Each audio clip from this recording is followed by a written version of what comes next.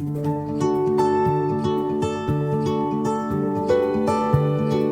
really excited about our guest in our episode today. I've got George Abreu with me. George, welcome to the show. I appreciate you coming on. Thank you, David. Thanks for having me. So George is a full-time multifamily real estate investor and CEO of Elevate Commercial Group. He focuses on 100-unit C and B class properties and also does new development projects. He has acquired over 5,000 doors, just shy of 6,000 doors and 400 million in assets under management. He is also the CEO of JNT Construction, which focuses on helping multifamily investors with their due diligence and full renovation. So our podcast is all about the journey. So we'd love to back up and hear a little bit about your backstory, how you got into the real estate investing world and ultimately into multifamily syndication. And then we can take it from there. Absolutely. So I guess it started back in college, right? I decided to study to be an electrical engineer, and there really was no passion there. I decided to do that because I was good at math. I was good with numbers. So that was the path I took. But a couple years into it, I knew I didn't want to be an engineer. I knew I didn't want to sit in a cubicle or I wanted to be a part of something bigger. And that's when I started looking into owning my own business and what that was going to be, and did a lot of research on successful individuals. And I kept coming across real estate. They either built their wealth that way or they created more of it using real estate. So I started looking into, okay, how do I invest in real estate? Got my real estate license, my mortgage broker license, which I then realized I didn't have to, but I don't know. I thought that was the path. And then finally ran into a single family real estate investing coach, Ron LeGrand, for anybody in that industry. He's been around for forever. And paid for him to be my coach, and started doing some deals. By that time, I had graduated with my degree, and I was working at UPS in the engineering department, still knowing that that's not what I was going to do. Finally did enough deals on the real estate side where, I felt like I was actually losing money by being at my W-2. So I quit. That was about 16 years ago now. Started doing single family full time, we did a lot of fix and flips and wholesales.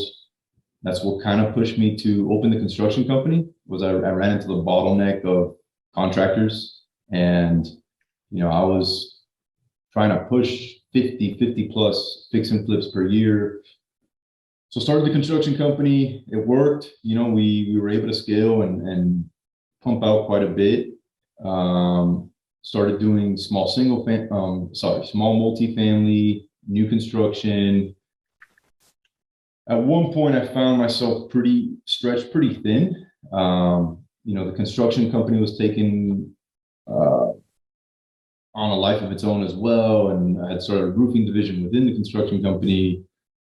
So there was a lot going on, and that was around the same time I got introduced to multifamily syndications, and that really opened my eyes into, wow, I can instantly scale buying 100 plus units, and I don't need to have millions of dollars myself.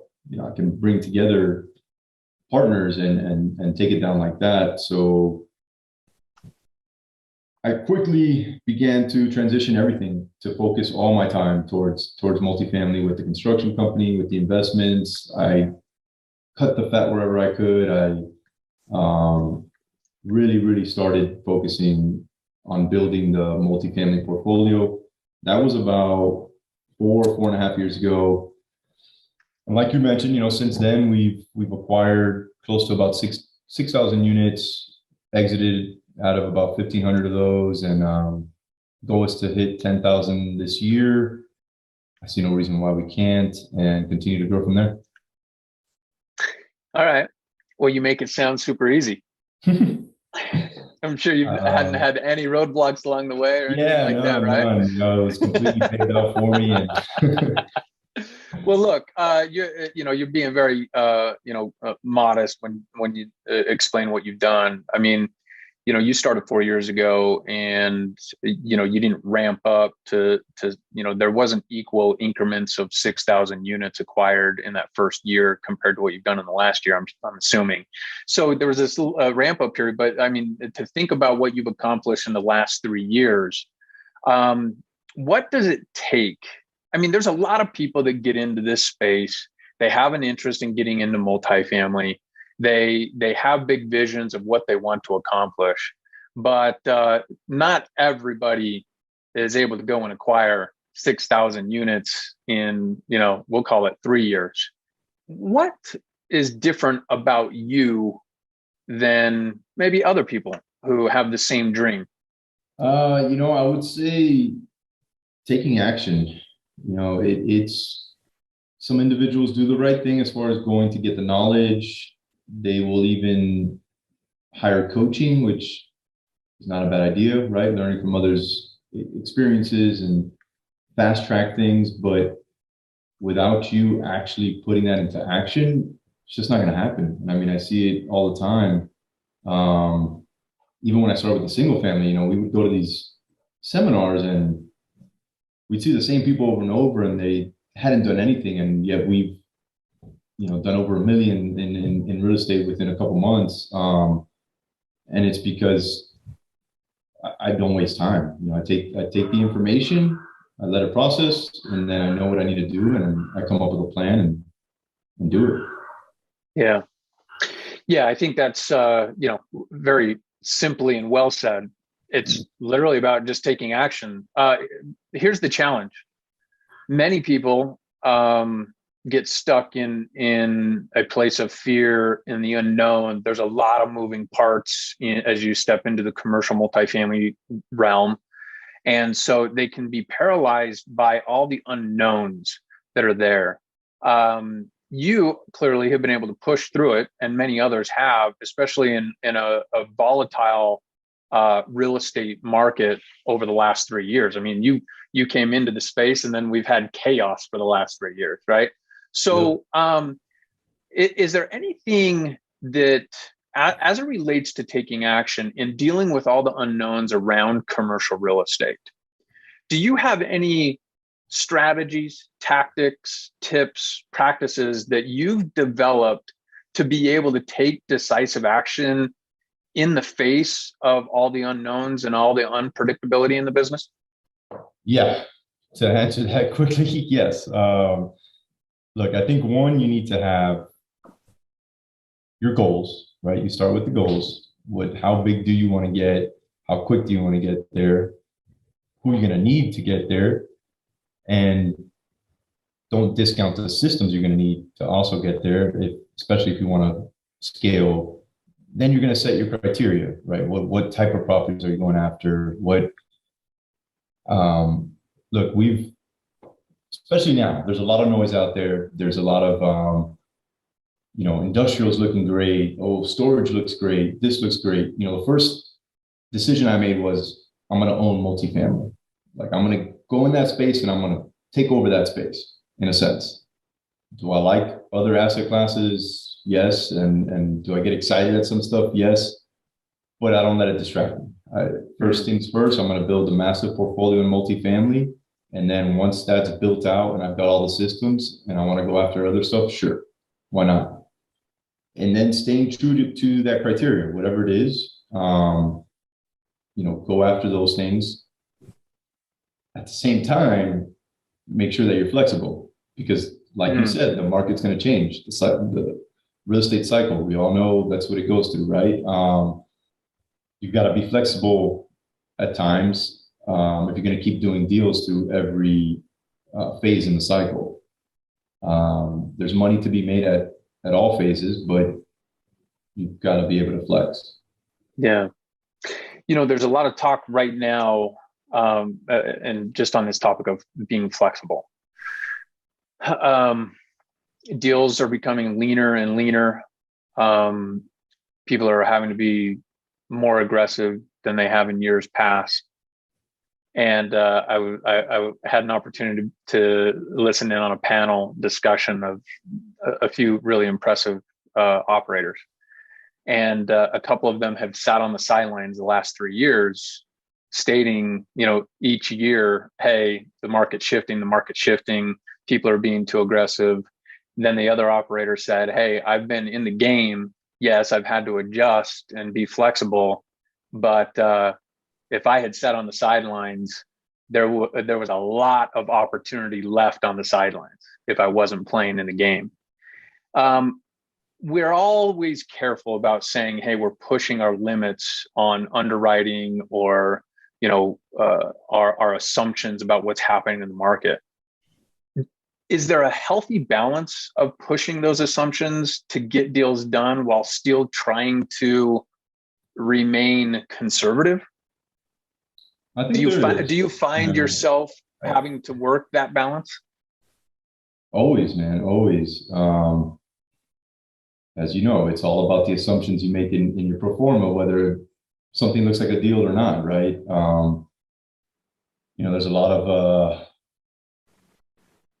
things that can be pulled on to make those returns look different. So yeah, you got to be careful. I don't want anybody to think that we're super aggressive on our underwriting either. I mean, we stay pretty true to our overall objective is to buy at a low basis. So we think the money's made on the purchase, even in multifamily. So that's one thing that we're always after is a low basis. On top of that, the locations, we want to make sure we don't get burned because we went into the wrong area. That's one, which everything looks like a great location right now, right? But you got to dig one step further and see why it looks like that. What if those rent bumps are sustainable? If what companies are coming there? What is driving the economy? If something was to go wrong in whatever sector, is it going to affect the financials? But yeah, you've got to find that healthy balance because at the same time, right, you can not be flexible on some of this stuff and change as the market goes, and then you're on the sidelines, like you said. And right. How does that look when you look at the inflation and the fact that you just kept all this money out of real estate when you should have had it in there? Yeah, absolutely.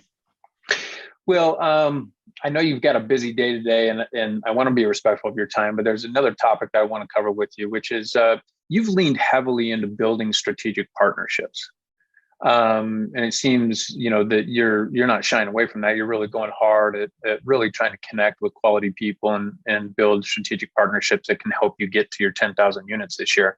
Any advice or any thoughts you have on finding and partnering with quality people?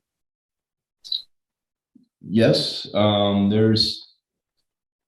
learned over the years, 16 years of owning my own businesses and partners and hiring employees, starts with the people. And I know you hear that a lot, but it's so true. Like, you've got to make sure that your morals and your core values align with that individual is number one. If they don't go any further. I mean, and then, you've got to vet them. You've got to do your homework. And you got to decide if it's for you. I mean, partnering with others isn't for everybody. But it's one way that I found to scale, versus taking on the overhead and hiring this massive team right away. The way we've had success is finding strategic partnerships, growing in that sense, and then while growing our internal team as well. And it's worked. What's obviously you mentioned 10,000 units in 2022. What's the future of Elevate Commercial Investment Group beyond maybe 2022? What are you building? Yeah, so I mean, I want to start holding on to more of the properties, and really, I mean, my large goal is to get somewhere closer to the 100,000 units. So my plan is to continue to grow exponentially every year. And from a geographic perspective, you guys mainly focus on Texas, Houston market. Is that correct? We have a good portion of our portfolio in Houston and Dallas, but we're open to going after the deals, where we feel it's priced right and the market has room for growth. We've had a lot of success in smaller submarkets as well. We are selling one right now in Augusta, Georgia, which we acquired at about 50 a door and selling it for 105 a door, I want to say, within 1 year. We've got another one in Oklahoma, a smaller market there, and it's doing amazing. So majority in Texas, but we also own in Oklahoma, Georgia, closing a deal in South Carolina today as we speak. Florida, we've got one under contract in Florida and continuing to grow there. So, and that's with the strategic partners too. It helps as Sure. One of the main things we have is investors looking for deals for us, and then they bring it to us, and if we like it, we help them get it closed. Yeah. I want to start winding down here so I can get you out on time so you can get to your closing. But a couple final questions for you. The first is, what's the biggest challenge that you're facing right now in your business that we could all learn from? It's now I'm at the point where I'm building that internal team. So just making sure to structure those pieces and the responsibilities and make sure that I'm laying that foundation for growth. It's not really a struggle. I mean, I have a good idea of what we need to do and how we need to do it, but it's definitely something that I suggest everybody thinks about ahead of time and begin to implement those systems, and while still taking action. Like I want to stress not to overthink things, and I have investors come to me and start talking to me like in depth about their website, and they need to do this with their website and that before they start doing anything. And no, you don't. Like take the action. And I don't want to say, what I'm trying to say is, don't necessarily just wait till it gets to a point where you need to figure it out. Like while you're taking action, also be building those systems along the route. Yeah, great advice. What's one thing that you're just absolutely knocking out of the park in your business right now that we could all learn from? I think our two strong points are acquisitions. So being able to locate those deals, analyze them quickly, and really get aggressive when we like something, and then implementing the business plan. Once we actually do close on it, not wasting any time and getting in there and taking care of business. Yeah. I think you're developing a pretty strong reputation for being a team that can go and do that, get in there and really knock out projects at a high level and efficiently. Well, look, George, I've enjoyed our conversation. I appreciate you, giving us a little bit of insight into your world and what it's looked like over the last, few years. It's really been incredible what you and your team have accomplished in a very short period of time. And what's the best way for our listeners to connect with you, learn more about what you have going on at Elevate? Best way is probably our website. We keep it updated, pretty recent. So elevatecig.com is the website. They can also shoot me an email. It's George, or spelled Jorge, Jorge, at elevatecig.com. If they email me that they heard me on this podcast, I will send them some free content. Got a bunch of checklists and different material that they can use. Cool. Great. We'll have links to that in the show notes. So if you're listening right now and you've enjoyed the conversation that we've had with George and you want to learn more about what they have going on, go down in the show notes right now, click on one of those links, connect with George and his team. Again, George, a privilege to have you on the show. Thank you for sharing a little bit about your journey with us. And I wish you the best on your path to 10,000 and look forward to connecting with you again soon. Thanks, David. Appreciate it, man.